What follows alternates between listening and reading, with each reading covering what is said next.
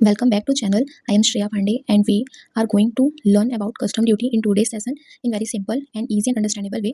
So इसमें आज हम कस्टम ड्यूटी की मीनिंग कवर करेंगे, उसके मेन फीचर्स कवर करेंगे, मेरिट्स एंड डिमेरिट्स कवर करेंगे।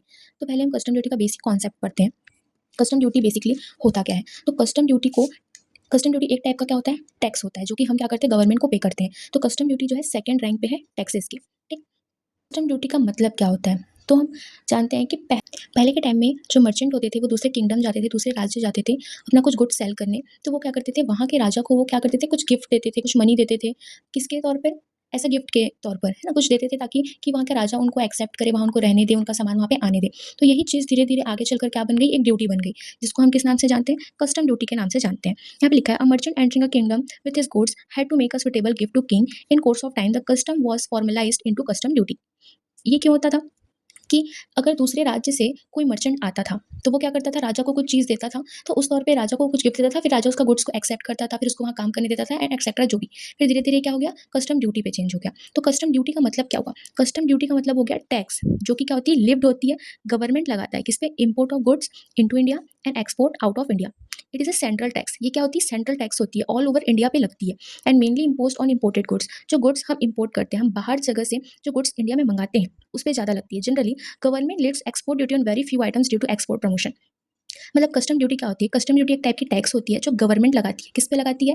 इंपोर्ट एंड एक्सपोर्टेड गुड्स पे, जो हम गुड्स इंपोर्ट करते हैं इंडिया में और जो गुड्स हम इंडिया से बाहर भेजते हैं। ठीक है, और ये जो है मेनली इंपोर्टेड गुड्स पे लगती है, जो हम बाहर से मंगाते हैं उस पे लगती है, और एक्सपोर्ट पे कम लगती है। क्यों लगती है ऐसा? क्योंकि अगर हम बाहर से सामान मंगाएंगे तो अगर उसमें गवर्नमेंट टैक्स लगाएगी तो लोग बाहर से चीज़ें मंगाना कम करेंगे, क्योंकि बाहर से चीज़ें मंगाएंगे एक तो वैसे ही एक्सपेंसिव होती है और इंडिया पे आके उस पर टैक्स लग के वो और एक्सपेंसिव हो जाती है। दैट्स वाई गवर्नमेंट इस पे ज़्यादा टैक्स लगाती है ताकि पीपल्स ऑफ इंडिया क्या करें, इसे अवॉइड करें लेना। और एक्सपोर्ट पे कम लगाती है क्योंकि अगर हम बाहर के लोग अगर हमारा सामान लेंगे तो वो कम रेट पे जाएगा। सो बाहर के लोग हमारे सामान लेने पे ज़्यादा प्रेफर करेंगे, तो ज़्यादा से ज़्यादा सेल्स होगा, रेवेन्यू बढ़ेगी।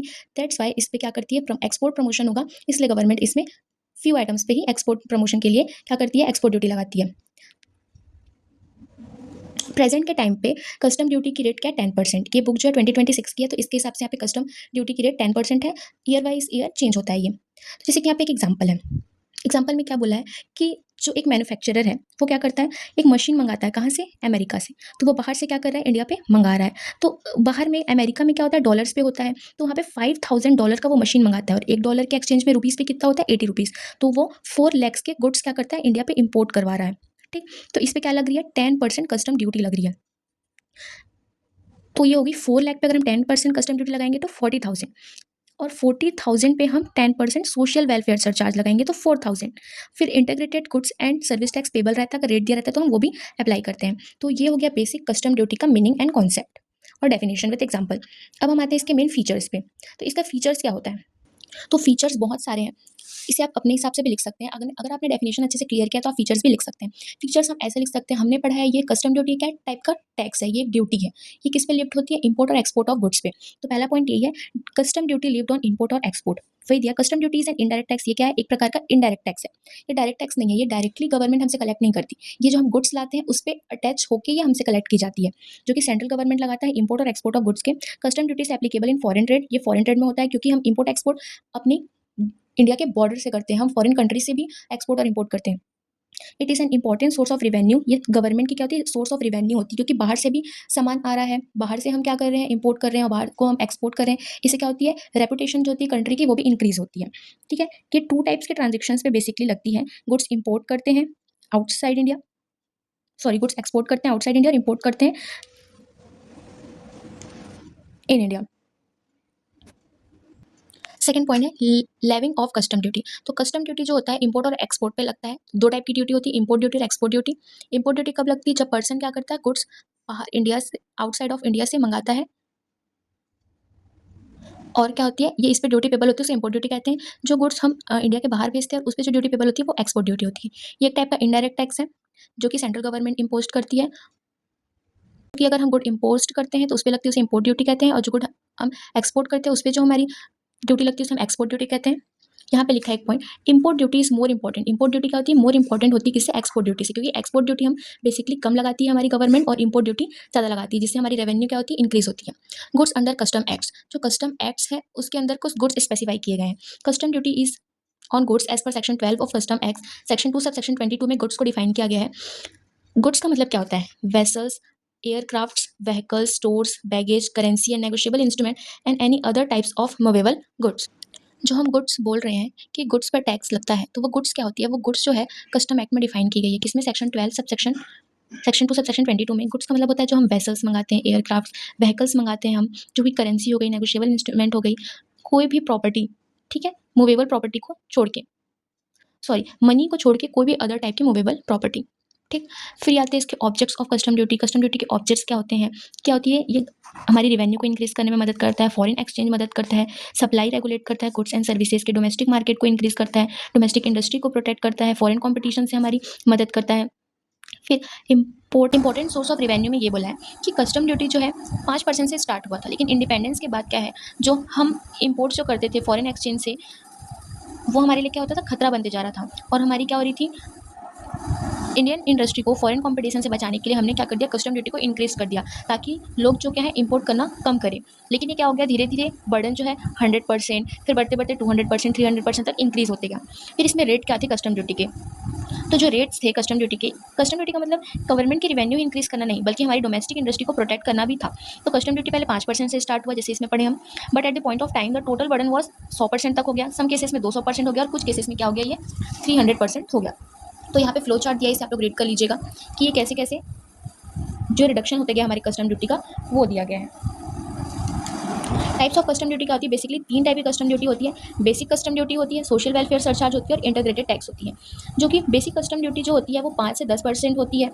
फिर जो सोशल वेलफेयर सरचार्ज होता है वो चार्ज होता है 10%, किस पे? जो बेसिक कस्टम ड्यूटी जो भी आती है उस पर हम 10% लगाते हैं। इंटीग्रेटेड टैक्स क्या होता है? It is charge on sum of taxable value of import goods, basic custom duty and social welfare surcharge. जो भी हमारी इंपोर्टेड गुड्स होती है उसकी value plus basic custom duty की value plus social welfare surcharge, इस सबको ऐड करके हम क्या करते हैं? इंटीग्रेटेड टैक्स लगाते हैं। इसके अलावा भी और टाइप के टैक्स होते हैं, safeguard duty, anti dumping duty, countervailing duty, surcharge etcetera. Custom duty का लास्ट फीचर है administrative setup of custom department. यहाँ पे बहुत टाइप के कस्टम डिपार्टमेंट होते हैं, principal chief commissioner of custom, chief commissioner of custom, commissioner of custom, commissioners of custom appeals and deputy joint commissioners of customs, assistant commissioner of customs and etcetera. अब यहाँ पे हम आते हैं merits of custom duty. Custom duty के merits क्या होते हैं? तो बेसिकली 4 टाइप्स के यहाँ पे मेरिट्स दिए गए हैं। पहला इसका मेरिट है regulating import and export. Custom duty हम फर्स्टली इसलिए चार्ज करते हैं कि हमारी इंपोर्ट एंड एक्सपोर्ट रेगुलेट होगी। कैसे रेगुलेट होगी? अगर हम time to time custom duty charge करेंगे, अगर हमारे यहाँ इंडिया में गुड्स इंपोर्ट किए जा रहे हैं, एक्सपोर्ट किए जा रहे हैं, अगर उसमें हम specific rate of custom duty charge करेंगे, तो इससे क्या होगी? जो हमारी फ्रॉड होने की चांसेस है ये हमारे कम होंगे। जो हम इंपोर्ट करेंगे गुड्स, अगर उस पर हम टैक्स लगा रहे हैं, जो हम एक्सपोर्ट करें उस पर टैक्स लगा रहे हैं, तो पीपल ऑफ इंडिया क्या करेंगे? अवेयर होंगे कि ये जो क्या होती है, बॉर्डर पे चेक होती है सारी गुड्स, तो वहाँ से हम टैक्स कलेक्ट करते हैं, तो वहाँ पे फ्रॉडलेंट एक्टिविटीज़ होने की चांसेस क्या हो जाते हैं? कम हो जाते हैं। तो ये क्या करता है? हमारा इंपोर्ट और एक्सपोर्ट को रेगुलेट करता है। दूसरा क्या करता है? प्रोटेक्शन करता है डोमेस्टिक इंडस्ट्रीज को। क्या होती है? कस्टम ड्यूटी सिर्फ हमारी गवर्नमेंट की रेवेन्यू को इंक्रीज नहीं करता, बल्कि डोमेस्टिक इंडस्ट्रीज को क्या करता है? प्रोटेक्ट करता है। फॉरेन एक्सचेंज में, फॉरेन कॉम्पिटिशन से क्या करता है? मदद करता है। फॉरेन के साथ कॉम्पिटिशन करने में मदद करता है। इसकी रेट जो थी पहले 5% थी, फिर 100, फिर 200, फिर 300 हुई लिबरलाइजेशन के पहले। तो ये क्या करती है? हमारी डोमेस्टिक इंडस्ट्री को भी क्या करती है? प्रोटेक्ट करती है कि अगर कस्टम ड्यूटी की रेट भी हाई रहेगी तो लोग क्या करते हैं? सामान को लेने से पहले और देने से पहले एक बारी सोचते हैं। तो ये क्या है? हमारे बीच में क्या रहेगा? बैलेंस ऑफ ट्रेड अच्छे से बना रहेगा। Regulating the international trade competition. Custom duty के और मेरिट्स होते हैं कि इंटरनेशनल ट्रेड कंपटीशन को क्या करता है? रेगुलेट करता है। अगर हमारी कस्टम ड्यूटी की रेट अच्छी रहेगी तो फॉरेन ट्रेडर्स हमसे ट्रेड करने में भी हिचकिचाएंगे नहीं। वो क्या करेंगे? अच्छी रेट्स पे जा रही है, मतलब अगर हम फ्री पे माल देंगे तो भाई फ्री पे माल कौन ही देता है आज की डेट पे। तो अगर हम कस्टम ड्यूटी चार्ज करेंगे तो फॉरेन कंट्रीज को रहेगा कि ये कुछ क्वालिटी के प्रोडक्ट्स दे रहे हैं, कुछ है, तो इससे सेफ्टी पर्पस भी बने रहती है। कस्टम ड्यूटी का जो रोल होता है बहुत इंपॉर्टेंट होता है रेगुलेट करने के लिए इंटरनेशनल ट्रेड को। अगर हाई कस्टम ड्यूटी लगाते हैं, anti dumping duty, government control करती है इंपोर्ट्स को जो इंडिया पे होती है, और प्रोवाइड करती है प्रोटेक्शन को ट्रेड और इंडस्ट्री पे। फिर चेक करती है वेस्टफुल एक्सपेंडिचर पे। Custom also help in checking wasteful expenditure bye levying taxes on items of luxury. Like luxury tax लगाती है जो वेस्टफुल एक्सपेंडिचर है कि कोई कुछ भी सामान मंगाए नहीं, इसलिए क्या करती है? वो एक लग्जरी टैक्स लगाती है जो क्या करती है? गवर्नमेंट को मदद करती है इंडस्ट्रियल ग्रोथ के लिए, रेगुलेटिंग करने के लिए डिमांड की क्या की? इंपोर्ट और एक्सपोर्ट की।